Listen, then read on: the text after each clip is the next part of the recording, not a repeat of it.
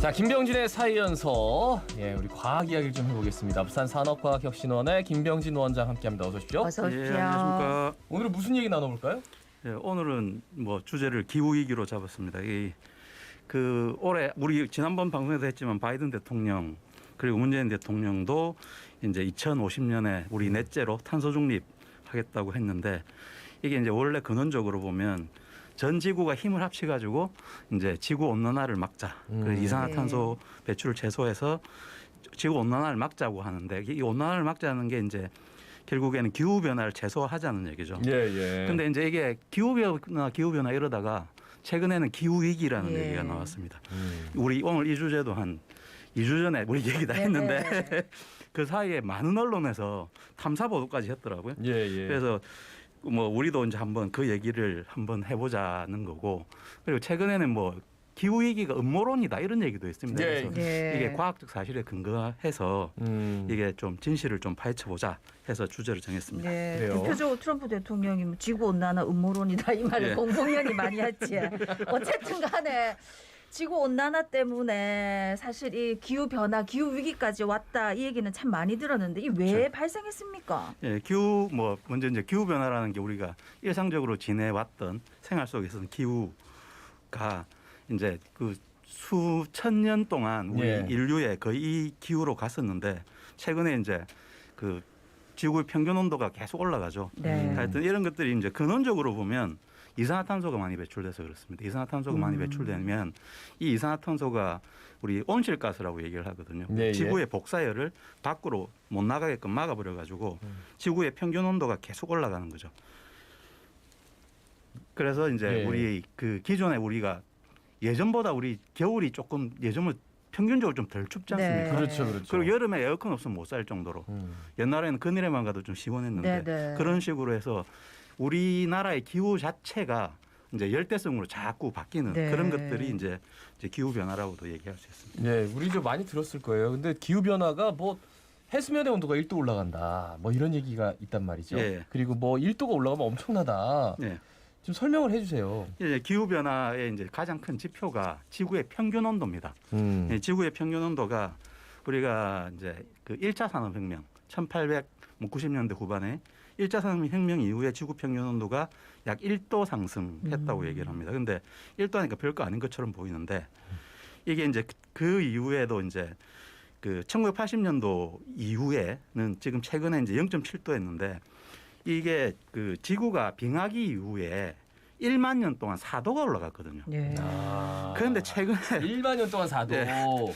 이 100년 조금 더 되는 기간 동안에 네. 1도가 올라갔던 건 엄청나게 큰 폭이죠. 네. 그런데 이게 이제 기후 평균 온도는 1도 올라갔는데 이게 평균 온도잖아요. 그러면 이제 매일매일 기상적인 온도는 이게 급변하게 진동폭이 커집니다. 그래서 기상 변화폭이 이 1도 올라간 동안에 기상 변화폭은 145배가 늘었답니다.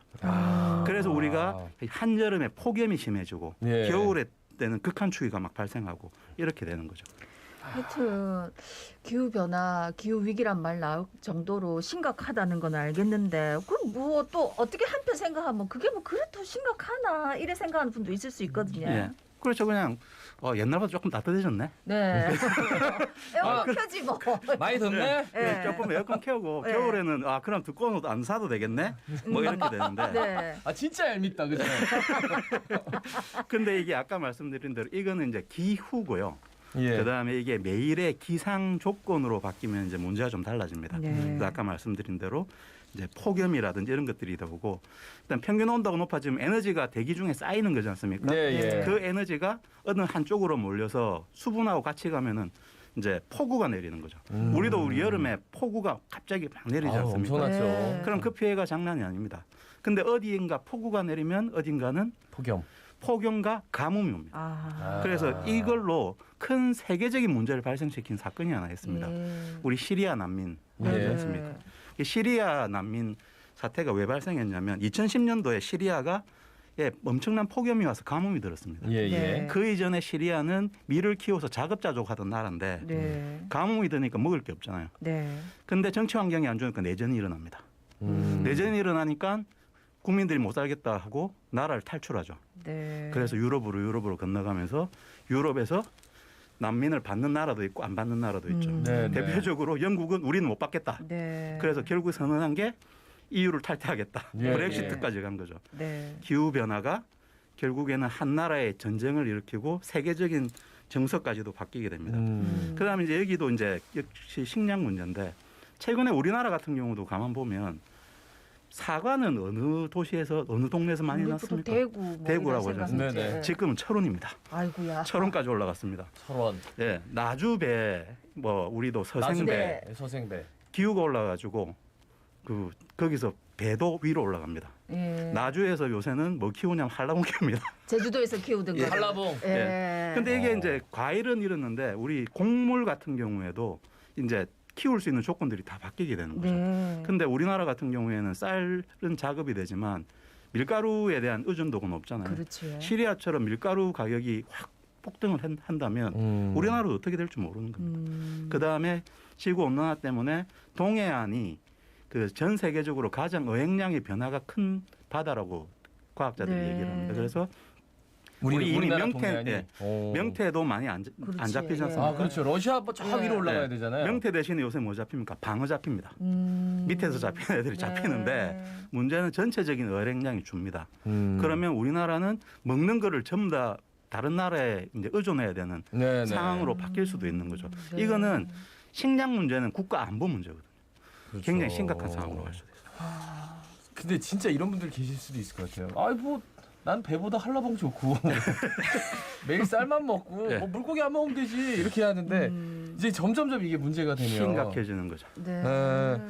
아 근데 기후 변화를 막자 해서 뭐 여러 가지 새로운 뭐 4차 산업혁명의 기본적인 테두리도 골격도 다 기후 변화를 막기 위한 그린 뉴딜. 그린 뉴딜 예, 이런 있습니다. 거잖아요. 예. 어떤 게 있을까요? 결국에는 지금 이산화탄소 배출을 없애고 이산화탄소량을 줄여서 옛날로 돌아가는 건데 그게 현실적으로 불가능하지 않습니까? 네. 그러면 적정 수준에서 지구의 평균 온도를 지키는 게 합리적인 방법이겠죠. 그래서 전 세계적으로 그 지구의 온도 상승, 그러니까 산업혁명 이후에 지금 1도 올라간 거를 예. 1.5도 정도 올라가서 향후 0.5도만 더 높이는 수준에서 유지를 하자. 그렇게 해서 전 세계에서 힘을 맺었고 그 얘기를 이제 말을 맞춘 거죠. 네. 협약을 했고 그 시점을 2050년까지 노력하자. 2050년. 그래서 2050년까지 이산화탄소 배출을 최대한으로 줄이고 그다음 신재생 그러려면 이제 신재생 에너지를 많이 쓰고 이렇게 하자는 거죠. 특히 여기에서 이제 우리나라는 정말 좀 심각한 문제가 하나 있습니다. 우리나라는 전 세계에서 뭐라고 불리느냐? 기후 악당이라고 불립니다. 기후 악당이요? 네.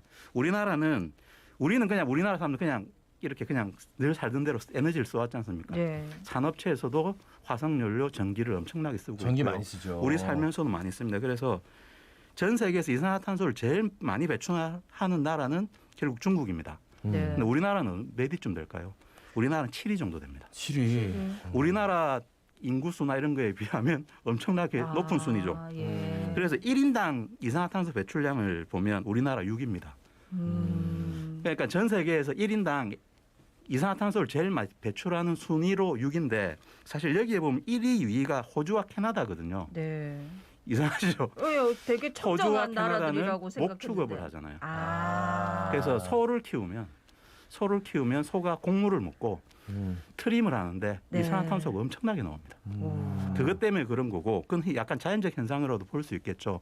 근데 인간의 경제 활동이나 산업 활동에서 이산화탄소를 제일 배출 많이 하는 나라가 우리나라인데 아니 우리는 그러면 이제 전기를 많이 쓴다는 거예요? 전기뿐만 아니라 뭐 자- 많이 먹긴 하는데 먹는 것도 많이 먹고 그다음에 자동차나 이런 걸 가지고 굉장히 비효율적으로 에너지를 많이 쓴다고 보시면 되는 거죠.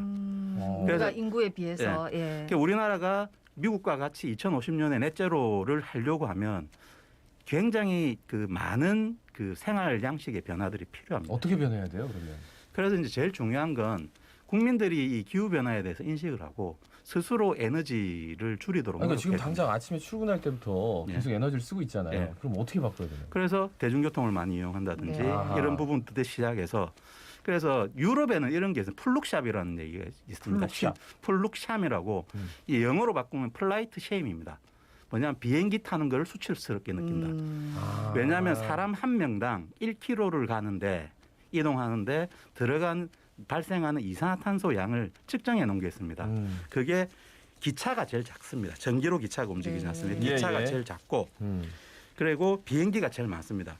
그 비율이 20배 차이가 납니다. 오. 결국 그래서 유럽의 대학생들은 멀리 가더라도 비행기를 타고 비행기가 더 싸더라도 비행기를 타고 가는 것들이 환경에 영향을 주기 때문에 더 부끄러운 일이다. 네. 이렇게 합니다. 이게 그 그레타 툰베리라고 네, 노벨 네. 평화상 후보까지 올라갔던 네. 16살짜리 소녀가 네. 환경운동, 기후변화 대응 촉구운동 이런 걸 했지 않습니까? 거기에서 각성을 받은 대학생이나 일반 시민들이 그렇게 참여를 하는 거죠.